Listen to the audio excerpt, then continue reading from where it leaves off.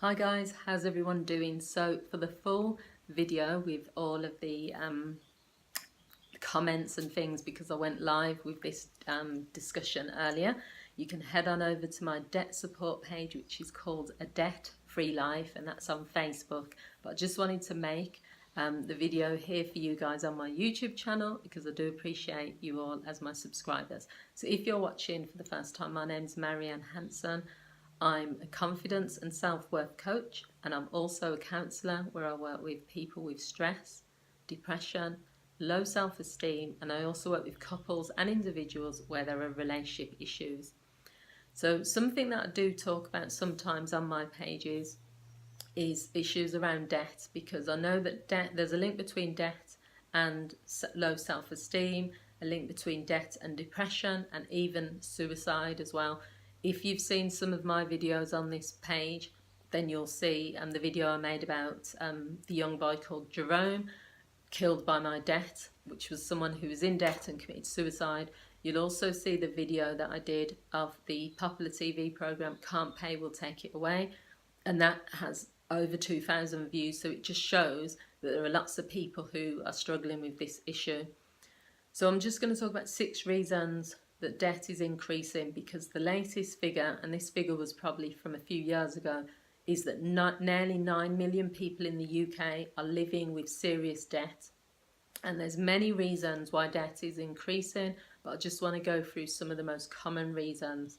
The first one is that people's circumstances are changing and they're either not waiting or planning or saving towards these changes. So some of the changes that can occur in people's lives are things like moving home, having children, moving jobs, so they might relocate somewhere, and all of those things can lead to debt. And it's no criticism or judgment on people, but one of the things to consider is if you're already struggling with money, or if you are not in a position where you have a lot of savings, then one of the things to consider is do I need to do this right now? Do I need a second child right now at this moment when I can't maybe not afford it, or when I don't have the money? Or can this wait? Do I need to move jobs at this very minute? Have I got enough money to move house? As I said in my video on Facebook, when I made a decision to move house, I did a lot of planning. It took me a good year before I moved. I bought the boxes, I bought items that I'd need for the house, I saved up so that I'd have enough rent and stuff like that.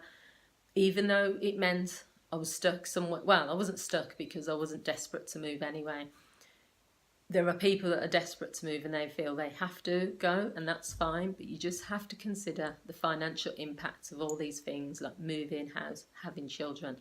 Number 2, I could do a whole video on this, but I'm trying to keep these videos short, is the brainwashing from influencers, whether there's people on YouTube. Instead of keeping up with the Joneses, now we've got this keeping up with the Kardashians, where everyone just wants stuff, the latest gadgets, they want more cars. I've noticed actually that we've got this tendency, not just in this country, but in the world generally, where people can't be satisfied. So they're going to buy a fancy car and then they can't get self-satisfaction from it. So then they need the latest car. They'll buy an iPhone, which is quite expensive to buy. But then because these adverts are there, and because all their friends have got an iPhone X, and because, they just don't feel good inside unless they queue up for 7 hours and get this phone.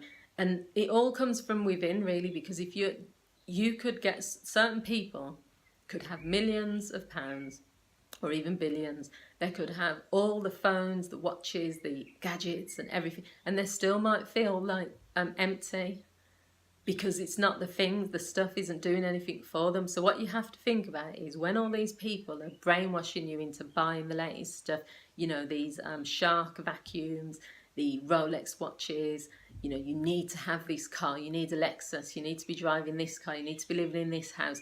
Think deep down about, 1, can you afford it? 2, do you really want it? Do you need it? Do you desire it? Is it what you want, or is it what someone is telling you that you need to have? I don't know for me, but I just can't be brainwashed. I'm that type of person. You could show me lots of things.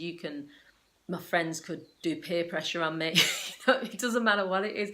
I'm always going to go my own way, and I think I've just learnt to budget, only because I've been in debt before and I don't want to be in debt again. So I've just learnt to budget, and if I can't afford something, then I'll just wait, I'll save for it, I'll just have patience. But that's one key thing that's causing people to be in debt, is brainwashing.